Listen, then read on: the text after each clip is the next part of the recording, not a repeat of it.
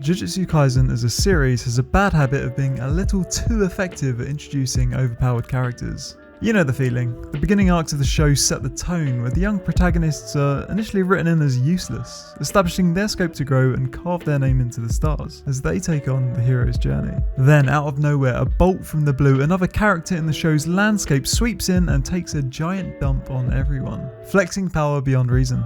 Satoru Gojo is the #1 offender, wielder of the Six Eyes, and having inherited the limitless curse technique, Gojo is nothing short of a beast. Trailing shortly behind Gojo would have to be Sukuna, Merciless and nigh invulnerable, crowned king of curses. Evil mastermind Geto is no chump himself, being a special grade shaman, and I'm sure you don't need any convincing of how deadly Fushiguro Touji, ex-zenin clan member, can be. Who needs curse power when you can move at superhuman speed, dismantling your enemies with special grade curse tools? That heavenly restriction business ain't nothing to sneeze at, but there's one character I feel that just isn't getting enough love. Of course, I'm talking about our favourite office worker dropout, Nanami. Now, Nanami doesn't fuck around. The best example of him being a boss is when he was having a pretty intimate chat with that kid that uses the creepy sword that has a hand for a hilt. Shigaraki vibes, you know? Creepy as. And let me tell you, this evil kid made one massive mistake. He put his sword through Nanami's pal, Ichichi,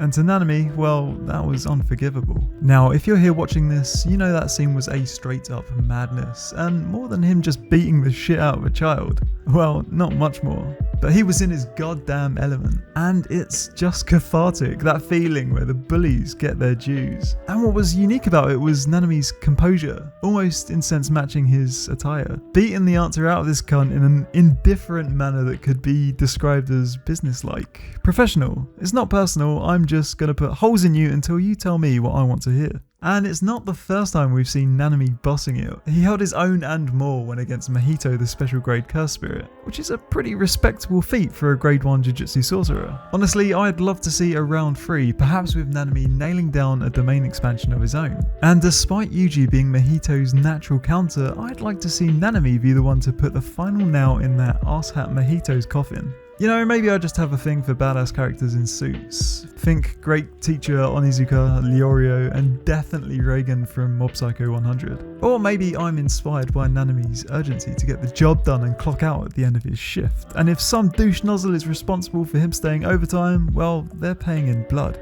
This was Anime Fried Chicken. Thanks for hearing me gush over one of my favourite guys from Jujutsu Kaisen. So I finished up a massive month of gaming, mostly RimWorld, Call of Duty and League of Legends, and now I'm just smashing out the plan to watch part of my anime list. And here's where I need you guys. Send me some anime recommendations, I need them. And because I'm watching more, I'll make more discussion videos for sure. So subscribe for that. Thanks for watching and I'll catch you guys next time. Cheers.